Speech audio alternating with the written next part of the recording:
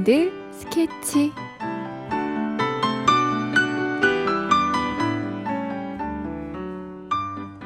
우물안 개구리란 말이 있죠.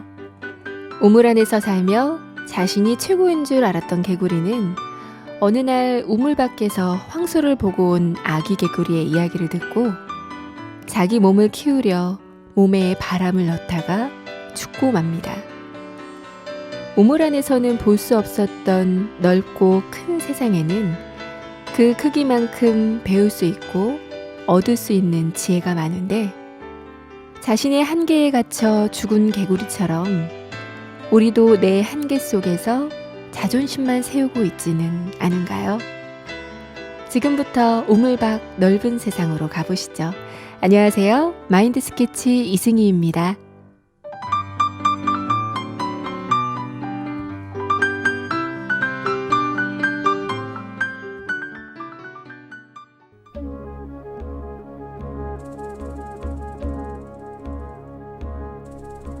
You think I'm an ignorant savage, and you've been so many places, I guess it must be so.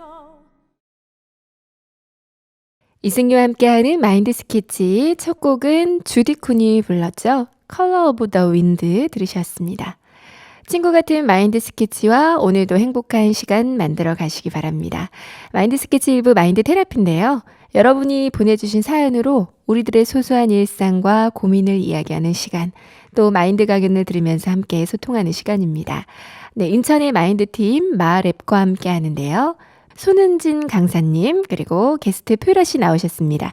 안녕하세요. 네, 안녕하세요. 네, 어서 오세요. 네. 네, 강사님, 최근 학교에 교육을 많이 나가시잖아요. 네네. 네, 그래서 그런지 저희 청취자들 중에서 아이들 감정 컨트롤을 어떻게 해야 하는지 묻는 분들이 많으셨어요. 그렇구나. 네, 저도 감정 표현이 좀 서툰 아이들과 갈등을 겪는다는 분들 주변에서 많이 봤거든요. 네, 많죠. 네, 저도 이제 막내는 막내대로 또 표현이 자유로운 큰애들은 큰애들대로 감정 변화가 너무 심하니까 힘들 때가 많더라고요. 다르죠, 엄청. 네. 네. 네, 그렇죠. 사람에게는 수많은 감정들이 있습니다. 보통 기쁨, 즐거움 같은 좋은 감정들만 좋아하고 슬픔이나 외로움, 분노 같은 감정은 나쁜 감정이라고 생각들을 하죠. 아, 네, 네. 하지만 사람이 살아가는데 이런 감정들을 피할 수는 없어요. 그렇죠. 네, 그래서 무조건 나쁜 감정이라고 정의하는 것보다 그런 감정들을 어떻게 대처하는지가 중요합니다. 네. 그래서 준비했습니다. 마인드 스케치에서 아이들도 어른들도 힘든 감정 사용법에 대한 강연을 2회에 걸쳐서 이어가려고 해요. 네, 감정 표현을 잘 못하시는 분, 또 자신의 감정에 대해 어떻게 대처해야 될지 잘 모르시는 분들이라면 마인드 스케치에 사연을 보내주시기 바랍니다. 네, 그럼 오늘 먼저 사연 읽고 시작할게요. 안녕하세요. 저는 파주에 살고 있는 30대 주부 박정민입니다. 육군 중사인 남편을 만나 결혼 후 12년 차가 된 지금 지방 곳곳으로 7번 정도 이사를 했네요. 아무 연고 없는 낯선 곳에서 지내는 것이 어른인 저도 부담스럽고 힘든데 아이들이 커갈수록 더욱 힘들어합니다. 이번엔 3년 만에 군산으로 이사를 갑니다. 어릴 때도 친한 친구와 헤어진다고 힘들어했는데 3년 만에 다시 전학을 가게 된 두 딸아이가 너무 힘들어해요. 초등학교 5학년이 된 큰딸은 1학년 때 처음 이 학교로 전학을 와서 아이들과 금방 친해지지 못하고 어려워했었어요. 그러다 천천히 마음을 열고 단짝이 된 친구 2명과 서로의 집에도 놀러가고 학원도 같이 다니며 친하게 지내고 있는데 이 친구들과 헤어질 생각에 너무 슬퍼하고 우울해합니다. 2학년인 둘째 딸도 잘 따르던 선생님과 학교 친구들을 떠나 새로운 학교를 다녀야 한다는 것에 불안해하고요. 그러다 보니 딸들 모두 요즘 부쩍 짜증도 늘고 사소한 일에 화를 자주 내는 등 많이 예민해져 있네요. 자주 이사를 하고 친구들과 헤어져야 하는 게 아빠 직업 때문이라고 생각해서인지 아빠에게 불평도 자주 하고요. 전학 가서 새로운 친구들 사귀면 되지 하고 위로를 해줘도 어차피 또 금방 헤어질 거 아니냐며 이제는 친구 안 사귀고 혼자 지낼 거라는 말에 가슴이 아픕니다. 전학을 앞두고 우울해하는 우리 아이들에게 힘이 되는 강연 부탁합니다.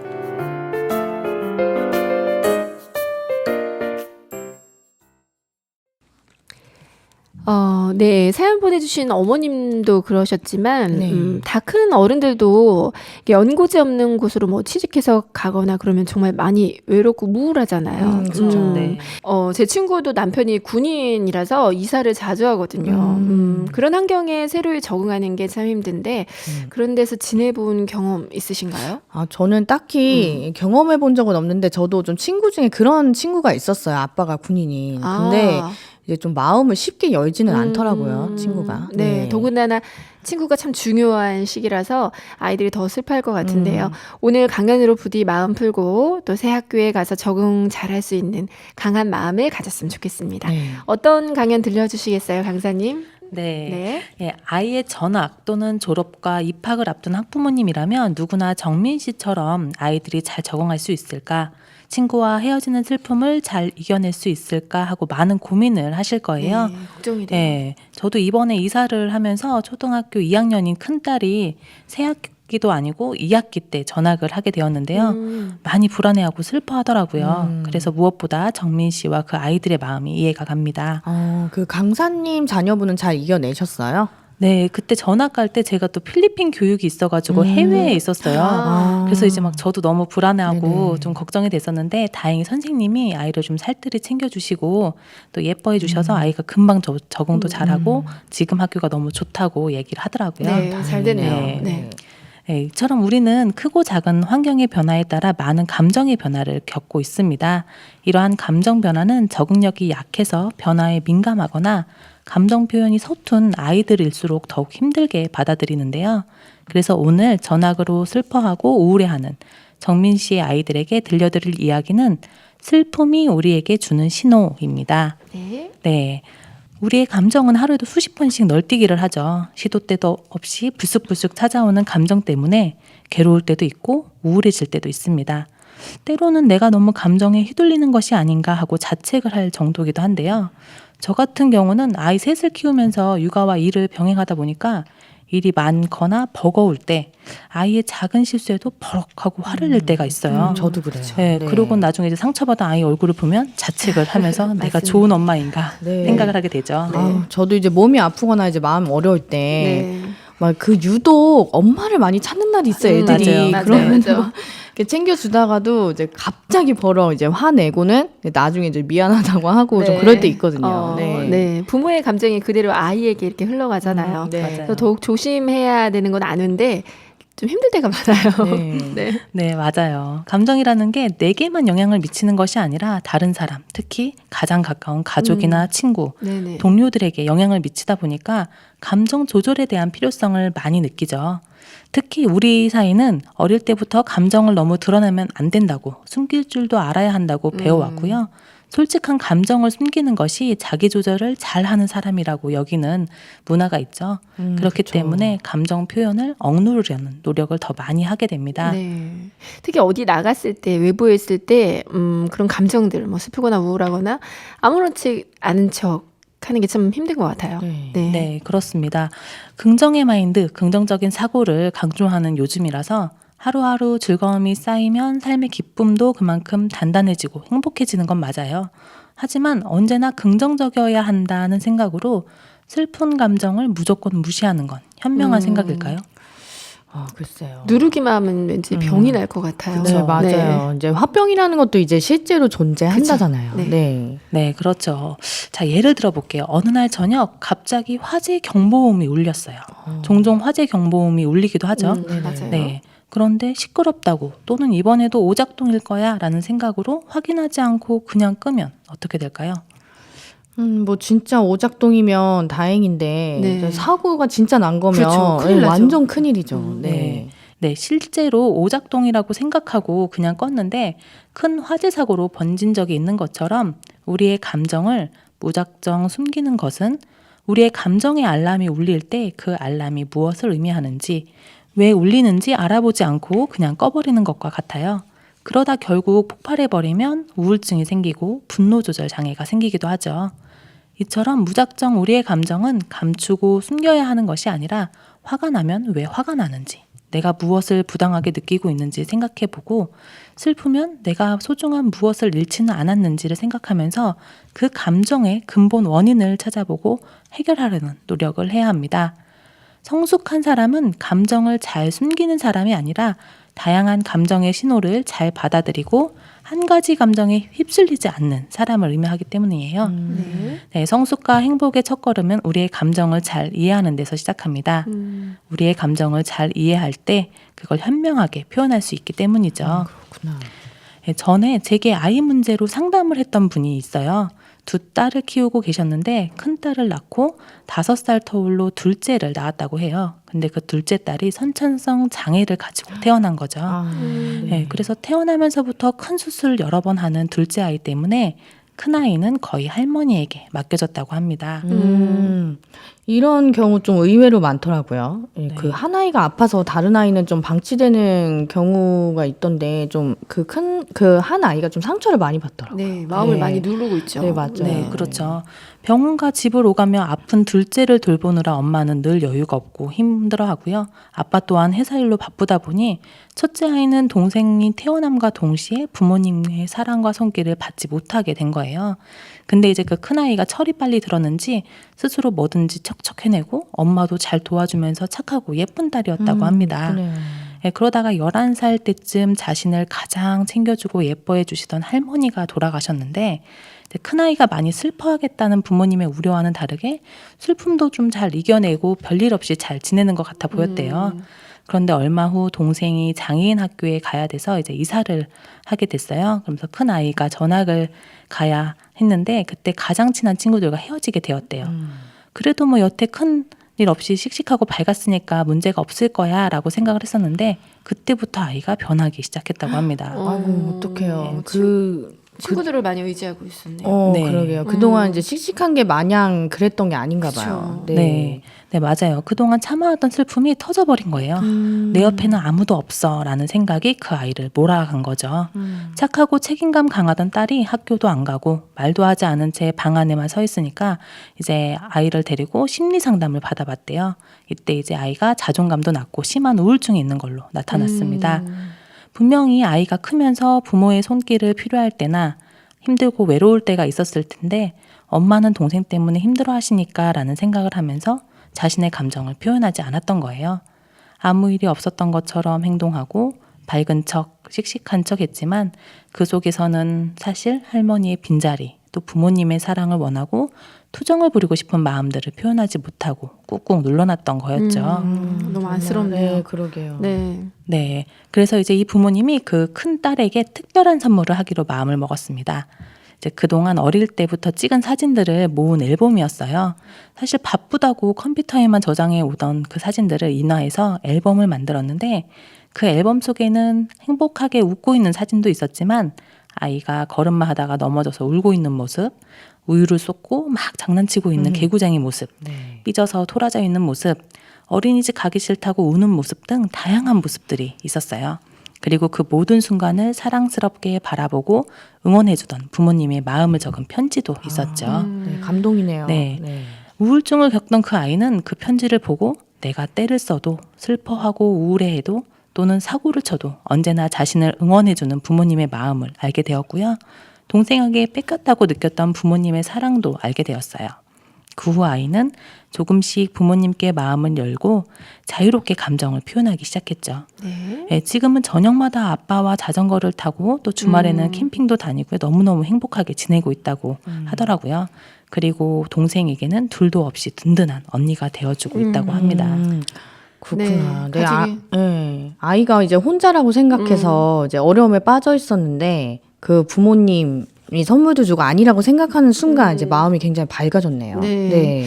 참 자신의 감정을 표현하는 게 이렇게 중요한 건가 봐요. 그러게요. 네, 그렇습니다. 우리는 슬픈 감정이 생기면 삶에 만나고 싶지 않은 감정, 슬퍼하는 것은 안 좋은 것, 슬픈 건 불행한 것이라는 생각 때문에 그 감정을 꾹꾹 누르죠. 네네. 그리고 혼자서 이겨내려는 노력을 합니다. 하지만 슬픔을 대처하는 가장 좋은 방법은 이겨내는 것이 아니라 도움을 구하는 것이에요. 이때 도움을 구한다는 것이 대단한 해결책을 구하는 것이 아니고요. 그저 자신의 감정을 표현하고 위로를 얻는 것이죠. 슬픔에 빠진 사람들은 회복 불가능이라고 생각하고 자신의 약한 모습을 들킨다고 생각해서 타인에게 감정적 도움을 구하지 않는 경향이 있습니다. 실제로 극심한 우울증이나 극심한 좌절감에서 자살 충동을 받는 사람들을 보면요. 고립돼서 그 누구와도 마음을 나누지 못한다는 경향이 있어요. 나를 이해하지 못할 거야 또는 사실대로 말하면 나를 무시할 거야 라는 생각으로 그 누구와도 마음을 나누지 못하죠. 네네. 우리에게 슬픔이 찾아올 때 슬픔이라는 감정이 우리에게 주는 신호가 있습니다. 그 신호는 바로 지금은 누군가와 마음을 연결할 때라는 것입니다. 그 신호군요. 네. 나 혼자서는 해결할 수 없는 슬픔이라는 감정을 표현하고 나눌 때 다른 사람의 위로의 마음, 희망과 소망이 들어와 그 슬픔을 이겨내게 하는 힘이 되거든요. 그렇군요. 네. 정민 씨 가족이 어느 때보다 마음을 연결해야 될 때인 것 같아요. 맞아요. 그죠? 네. 네, 맞습니다. 우리의 마음의 그릇은 누군가의 마음을 담을 때 가장 행복합니다. 슬픔이라는 감정이 찾아왔을 때 혼자서 끙끙 이겨내려고만 하면 더 큰 좌절감에 빠져요. 이때 주변 사람들과 마음을 나누면서 자신의 슬픈 감정을 나눌 때 그 슬픔을 이겨낼 수 있는 힘을 얻게 됩니다. 네. 지금 정민 씨의 따님들이 전학을 앞두고 큰 슬픔에 빠져 있어요. 정민 씨와 남편분이 아이들의 슬픈 감정을 받아주시고 그 아이들에게 사랑을 더 많이 표현해 주시고요. 새로운 친구들을 만나고 사귈 수 있는 힘을 주세요. 또 새로운 친구들과 더 가깝게 친해질 수 있는 다양한 기회를 제공해 주시면 어떨까요? 그거 좋겠네요. 네. 네.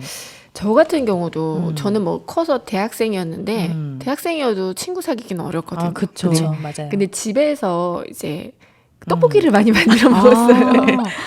네. 이렇게 같이 음식하는 네네. 거. 그거 그래서 진짜 좋겠네요. 엄청 금방 친해지더라고요. 그렇죠, 맞아요. 네, 네. 그래서 네. 우리 어머님이 우리 아이의 친구들을 좀 불러서 그런 기회를 좀 주시면 좋을 것 같습니다. 그렇게 네. 너무 좋겠네요. 네네. 네.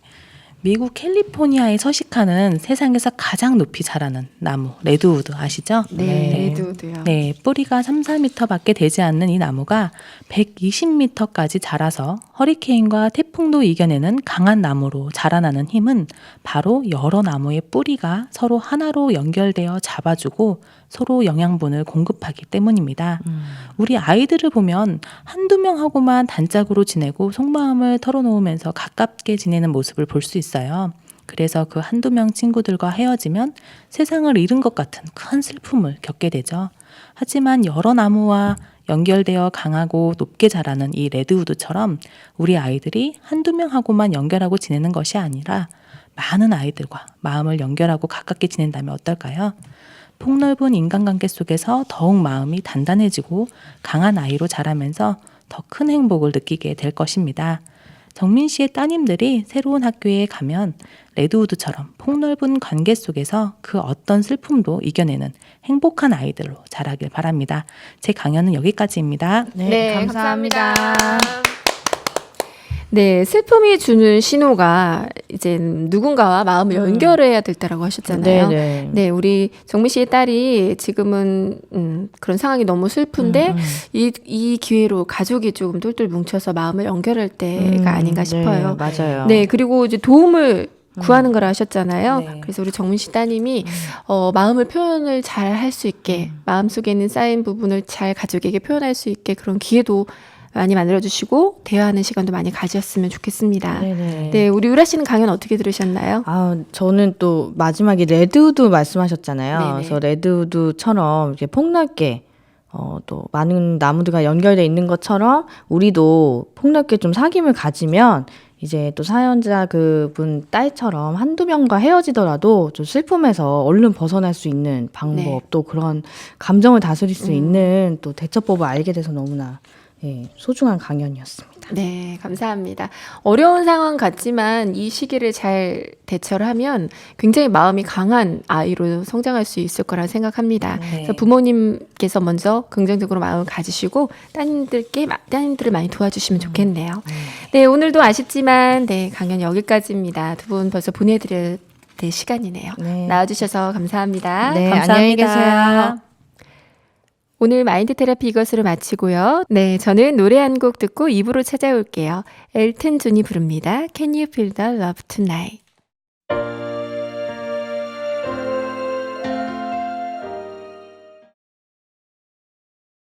이승기의 마인드 스케치 2부 꿈을 꾸는 사람들.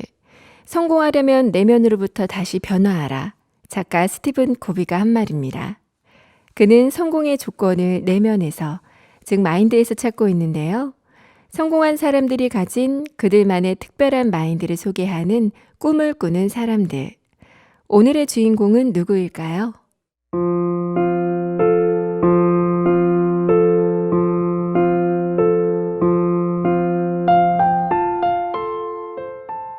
의식주. 사람이 살아가는데 기본적으로 필요한 것이죠. 하지만 이제는 생명 유지의 개념을 벗어나 윤택한 삶을 살기 위한 요소가 됐습니다. 특히 건강하고 바르게 먹는 식에 대한 관심이 높아지고 있는 요즘, 이런 문제를 해결하기 위해 발벗고 나선 사람이 바로 오늘의 주인공입니다. 2015년 샛별 배송이라는 콘셉트를 국내에 처음 선보이며 식품 유통가를 뒤흔들어 놓은 스타트업 마켓컬리의 김슬아 대표입니다. 그녀는 어릴 때부터 먹거리에 관심이 많았습니다. 경북 안동 출신이신 외할머니의 음식 솜씨가 좋아서 아침부터 12첩 반상을 차려 먹는 집이었거든요. 김치나 생선, 고기, 과일도 항상 종류별로 먹을 수 있었는데 지금 생각해보니 친가가 자갈치 시장 근처에 있어서 가능했었던 일이었습니다.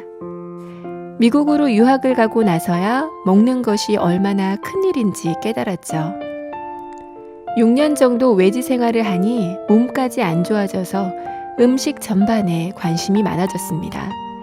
해외 생활을 오래 한 그녀는 한국에 와서 먹고 싶은 음식을 요리하기 위해 장을 보는 게 너무 힘들었다고 고백합니다. 평소 채소, 고기, 과일 등 품목별로 품질이 좋은 곳만 찾아다니며 장을 보니 쇼핑하는데 소중한 시간을 허비하는 일이 다반사였거든요.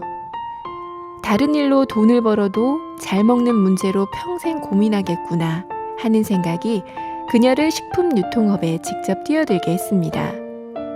그래서 그녀는 고액의 연봉도 포기하고 새로운 길을 개척했습니다. 첫 직장이었던 골드만삭스에서 승진을 했을 때 승진을 하면 첫 1년간은 하던 일을 계속한다는 선배의 말을 듣고 그녀는 고민했습니다. 승진하고 돈 좀 더 받으면서 편하게 살 것인가? 아니면 지금 내가 부족하다고 생각하는 것들을 더 배울 수 있는 새로운 직장에 갈 것인가? 그녀는 후자를 선택했습니다. 인생은 굉장히 길고 삶에서 무엇을 알고 깨우쳤는지가 가장 중요하다고 생각하기에 그녀는 항상 그 기준을 두고 선택을 해왔습니다. 이곳에서 더 배울 게 없다고 생각한 그녀는 과감히 사표를 던졌습니다.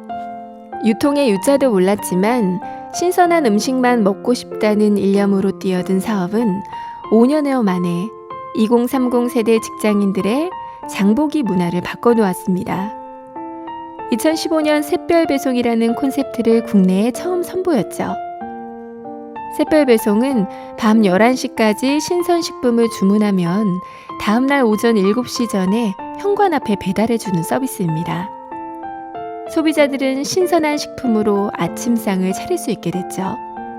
2015년 9만여 건이었던 마켓컬리 샛별 배송 건수는 2018년 하루 평균 1만여 건으로 뛰어올랐습니다. 같은 기간 회사 매출도 30억 원에서 1,560억 원으로 수직 상승했습니다.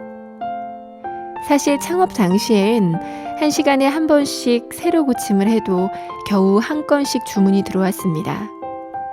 매출도 안 늘고 고객도 한 명씩 천천히 늘어나다 보니 이렇게 해서 언제 대형마트처럼 되지? 라고 생각하면 마음이 지쳐서 힘들었습니다.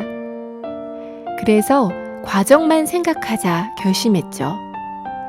매일매일 대신 한 달에 한 번씩만 결과를 체크했습니다. 그녀는 스스로 엄청난 긍정을 가지고 있다고 말합니다. 과정이 정당하다면 결과는 그것에 맞게 나올 거로 생각하죠. 오늘 열심히 했는데 오늘 결과가 안 좋으면 그렇지만 내일은 잘 될 거야 라고 생각하고 오늘 열심히 했더니 잘 됐으면 내일도 열심히 해야지라고 생각하는 사람입니다. 또 안 되면 하루만 더 해보자라는 마음으로 회사를 이끌고 있죠. 또한 그녀는 창업 초기부터 CS 업무를 직접 담당해 왔습니다. 클레임이 들어오면 직접 고객에게 전화하거나 찾아가서 불만을 접수했어요.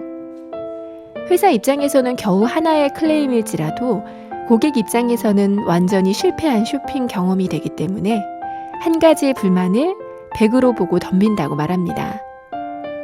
상품 선정 또한 까다롭습니다. 금요일마다 상품 리뷰 위원회를 열고 70여 개 기준을 통과한 상품만 고객에게 판매합니다. 깐깐하게 고객의 먹거리를 챙기기에 묻지도 따지지도 않고 구입한다는 마켓컬리 상품. 그리고 고객의 소리 또한 놓치지 않는 김슬아 대표. 신선 제품의 과잉 포장에 대한 의견을 반영해 100% 재활용 가능한 종이 포장재로 변경하고 스티로폼을 대체할 소재를 찾기 위해 1년 이상 온갖 소재와 두께로 실험했습니다. 그렇게 계절마다 날씨마다 몇만 번씩 테스트해서 가장 안전하게 배달할 수 있는 소재, 크기, 두께를 찾아냈습니다. 1000시간과 10,000시간의 법칙을 믿는다는 김슬아 대표. 10,000시간을 남들보다 더하면 완전 전문가가 될 수 있고 1000시간을 더하게 되면 한 발 앞서갈 수 있다고 생각하는 그녀는 오늘도 끊임없는 도전으로 정당한 결과를 만들어가고 있습니다.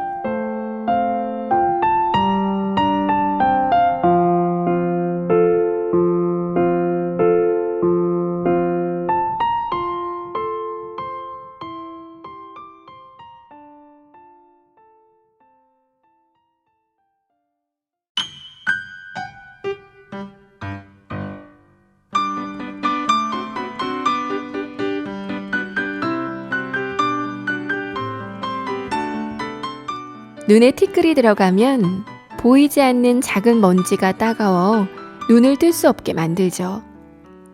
그 작은 티끌을 빼는데 가장 좋은 방법은 눈물을 흘려서 씻어내는 겁니다.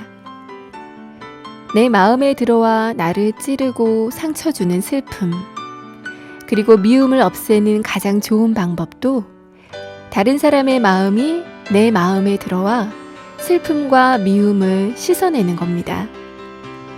슬플 때 눈물이 흐르는 이유, 눈 속의 작은 티끌처럼 혼자서는 뺄 수 없고 다른 사람의 마음이 들어와 씻어내야 한다는 것을 알려주기 위함 아닐까요? 마인드 스케치 오늘은 여기서 인사드릴게요. 지금까지 이승이었습니다. 우리 또 만나요.